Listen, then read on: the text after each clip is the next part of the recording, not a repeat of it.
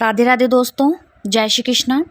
आज हम कार्तिक माह के अध्याय 11 की कथा के बारे में सुनेंगे। तो आइए शुरू करते हैं कार्तिक माह के अध्याय 11 की महात्म्य कथा। 11वें अध्याय का कमल करे विस्तार। एक बार सागर पुत्र जलंधर अपनी पत्नी वृंदा सहित असुरों से सम्मानित हुआ।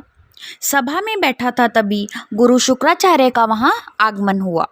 उनके तेज से सभी दिशाएं प्रकाशित हो गई। गुरु शुक्राचार्य को आता देखकर सागर पुत्र जलंधर ने असुरों सहित उठकर बड़े आदर से उन्हें प्रणाम किया। गुरु शुक्राचार्य ने उन सबको आशीर्वाद दिया। फिर जलंधर ने उन्हें एक दिव्य आसन पर बैठाकर स्वयं भी आसन ग्रहण किया। फिर सागर पुत्र जलंधर ने उनसे विनम्रतापूर्वक पूछा, हे गुरुजी, आप यह बताने की कृपा करें कि राहु का सिर किसने काटा था। इस पर दैत्य गुरु शुक्राचार्य ने विरोचन पुत्र हिरण्यकश्यप और उसके धर्मात्मा पौत्र का परिचय देकर देवताओं और असुरों द्वारा समुद्र मंथन की कथा संक्षेप में सुनाते हुए बताया कि जब समुद्र से अमृत निकला तो उस समय देवरूप बनाकर राहु भी पीने बैठ गया। इस पर इंद्र के पक्षपाती भगवान विष्णु ने राहु का सिर काट डाला। अपने गुरु के इस मुख से इस प्रकार के वचन सुनकर जलंधर के क्रोध की सीमा न रही। उसके नेत्र लाल हो गए। फिर उसने अपने धस्मर नामक दूत को बुलाया और उसे शुक्राचार्य द्वारा सुनाया गया वृत्तांत सुनाया। तत्पश्चात उसने धस्मर को आज्ञा दी कि तुम शीघ्र ही इंद्रपुरी में जाकर इंद्र को मेरी शरण में लाओ। धस्मर जलंधर का बहुत आज्ञाकारी एवं निपुण दूत था। वह जल्द ही इंद्र की सुधर्मा नामक सभा में जा पहुंचा और जलंधर के शब्दों में इंद्र से बोला, हे देवता धाम, तुमने समुद्र का मंथन क्यों किया और मेरे पिता के समस्त रत्नों को क्यों हर ले लिया। ऐसा करके तुमने अच्छा नहीं किया। यदि तू अपना भला चाहता है तो उन सब रत्नों एवं देवताओं सहित मेरी शरण में आ जा, अन्यथा मैं तेरे राज्य का ध्वंस कर दूंगा। इसमें कुछ भी मिथ्या नहीं है।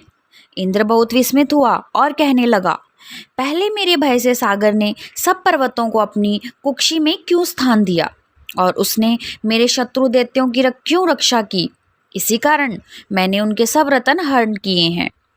मेरा द्रोही सुखी नहीं रह सकता, इसमें संदेह नहीं।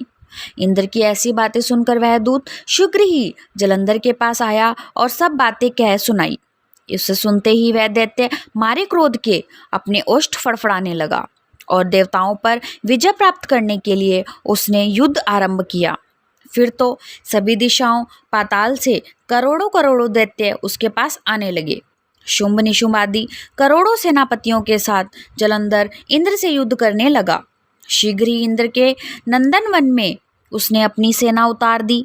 वीरों की शंख ध्वनि और गर्जना से इंद्रपुरी गूंज उठी।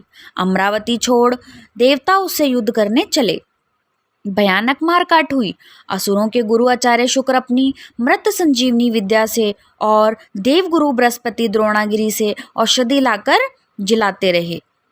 इस पर जलंधर ने क्रोध होकर कहा कि मेरे हाथ से मरे हुए देवता जी कैसे जाते हैं। जिलानी वाली विद्या तो आपके पास है। तत्पश्चात यह सागर पुत्र युद्ध भूमि में आकर बड़े तीव्र गति से देवताओं का संहार करने लगा। जब द्रोणाचार्य जी औषधि लेने गए तो द्रोणाचल को उखड़ा हुआ शून्य पाया। वह भयभीत हो देवताओं के पास आए और कहा कि युद्ध बंद कर दो, जलंधर को अब नहीं जीत सकोगे। पहले इंद्र ने शिव जी का अपमान किया था। यह सुन देवता युद्ध में जय की आशा त्याग कर इधर उधर भाग गए। सिंधु सुत निर्भय हो अमरावती में घुस गया। इंद्र आदि सब देवताओं ने गुफा में शरण ली।